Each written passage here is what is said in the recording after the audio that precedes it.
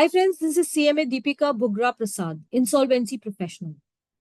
The insolvency law in India has become a robust mechanism to deal with all the matters related to the procedures, rights and liabilities of the debtors and creditors. And it has also become a central means to deal with all issues related to indebtedness. So friends, while we discuss insolvency issues, it is pertinent to touch upon other matters related to the issue of indebtedness. So friends, I welcome you to Insolvency Insights, a snippet series curated by me to delve into important judicial pronouncements under the Act IBC 2016 and to navigate through the intricacies of its proceedings. So let us today discuss an important case. So friends, this is the case of Sri Dattatraya versus Sharanappa, which was decided on the 7th of August 2024 by the Honorable Supreme Court of India. The Honorable Supreme Court upheld the acquittal in a check dishonor case by taking note of certain contradictions in the statements of the complainant, as well as his inability to show the financial capacity to advance the loan, as well as the lack of acknowledgement of the loan in the income tax returns, even though the signature of the accused in the check was established. The two-judge bench observed, while acknowledging the test of proportionality and having laid the interpretation of Section 139 of the Negotiable Instruments Act 1881 hereof, it was held that an accused cannot be obligated to rebut the said presumption through an unduly high standard of proof. Therefore, it may be said that the liability of the defense in cases under Section 138 of the Negotiable Instruments Act 1881 is not that of proving its case beyond reasonable doubt. Let us see the factual background of the case. The appellant in this case was the original complainant who claimed to know the respondent for the last 6 years and that he had borrowed rupees 2 lakhs from him on account of family necessities and accommodation. Against the said loan, the respondent issued a check as a guarantee against repayment. He was to repay the said loan amount within a period of 6 months, and an agreement to this effect was also signed between the parties. Since the respondent failed to repay the loan, despite repeated requests, the appellant presented the concerned check for encashment, but the same was dishonored on account of insufficient funds. Being aggrieved, a demand notice was sent by the appellant, and the respondent claimed that the accusations made by the appellant were false and bereft of pertinent details of the loan transaction. Hence, the appellant moved a private complaint, and the trial court observed that the respondent had failed to explain as to how the check landed in the hands of the appellant. However, it adjudicated in favor of the respondent, resultantly dismissing the complaint of the appellant and acquitting the respondent. Being aggrieved, the appellant approached the High Court, but it affirmed the acquittal, and hence he was before the apex court. So let us try and understand the rationale through a recap. What are the essential conditions under Section 138 of the Negotiable Instruments Act 1881? The NI Act 1881 enlists 3 essential conditions that ought to be fulfilled before the said provision of the law can be invoked. Firstly, the check ought to have been presented within the period of its validity. Secondly, a demand of payment ought to have been made by the presenter of the check to the issuer.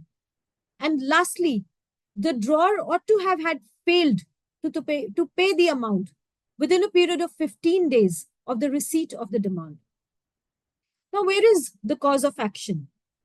While referring to the period of limitation of 1 month of filing a complaint for the purpose of Section 138 of the NI Act 1881, the same is to begin after the drawer of the check has failed to discharge his liability to the presenter within the prescribed period of 15 days, as per the proviso C to Section 138 of the NI Act 1881. Now, what is the presumption under Section 139 of the NI Act?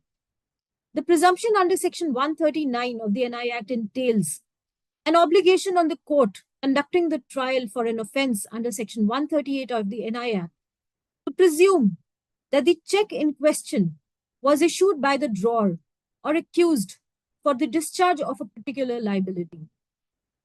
Then there is the reverse onus clause. While describing the offence envisaged under Section 138 of the NI Act 1881 as a regulatory offence with a reverse onus clause, the underlying object of such deliberate placement is to inject and enhance credibility of negotiable instruments. Also, it may be said that the liability of the defense in cases under Section 138 of the NI Act is not that of proving its case beyond reasonable doubt.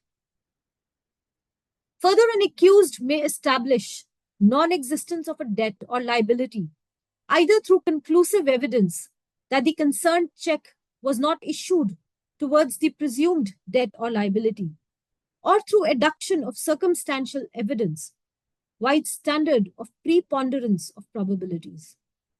Also, if a signature on a blank check stands admitted to have been inscribed voluntarily, it is sufficient to trigger a presumption under Section 139 of the NI Act, even if there is no admission to the effect of execution of the entire contents in the check. Now, what are the findings by the Honorable Supreme Court? There existed a contradiction in the complaint moved by the appellant, as against his cross-examination, relatable to the time of presentation of the check by the respondent, as per the statements of the appellant. Now, this is to the effect that while the appellant claimed the check to have been issued at the time of advancing of the loan as a security, however, as per his statement during the cross-examination, it was revealed that the same was presented when an alleged demand for repayment of alleged loan amount was raised before the respondent after a period of 6 months of advancement. Furthermore, there was no financial capacity or acknowledgement in his income tax returns by the appellant to the effect of having advanced a loan to the respondent. Even further, the appellant has not been able to showcase as to when the said loan was advanced in favor of the respondent, nor has he been able to explain as to how a check issued by the respondent, allegedly in favor of Mr. Mallikarjun, landed in the hands of the instant holder, that is, the appellant. The appellant was able to establish that the signature on the check in question was of the respondent, which is a presumption to ideally arise. However, in the above referred context of the factual matrix, because of the inability of the appellant to put forth the details of the loan advanced and his contradictory statements, the respondent has been able to shift the weight of the scales of justice in his favor through the preponderance of probabilities. Furthermore, the fact that the respondent had inscribed his signature on the agreement drawn on a white paper and not on a stamp paper as presented by the appellant, this creates another set of doubt in the case. Now, since the accused has been able to cast a shadow of doubt on the case presented by the appellant, he has therefore successfully rebutted the presumption stipulated by Section 139 of the NI Act 1881. It is evident that there is no perversity and lack of evidence in the case of the respondent versus accused. So, friends, we conclude that the liability of defense in check bounce cases is not that of proving its case beyond reasonable doubt. The court herein noted that upon perusal of the aforementioned principles and applying them to the facts and circumstances of the present matter, it is evident that there is no perversity and lack of evidence in the case of the respondent accused. The concurrent findings have backing of detailed appraisal of evidences and facts, therefore do not warrant interference in the light of above enlisted principles. Accordingly, the court dismissed the appeal and affirmed the findings of the High Court. So, friends, we see that the courts are going into every detail to ensure that justice is done in the matters related to indebtedness and the issues of debtors and creditors. So, friends, I trust that you find this both enlightening as well as interesting. And for further insights into such issues related to insolvency, please like this video and subscribe to my YouTube channel. So, friends, thank you for being here today with me.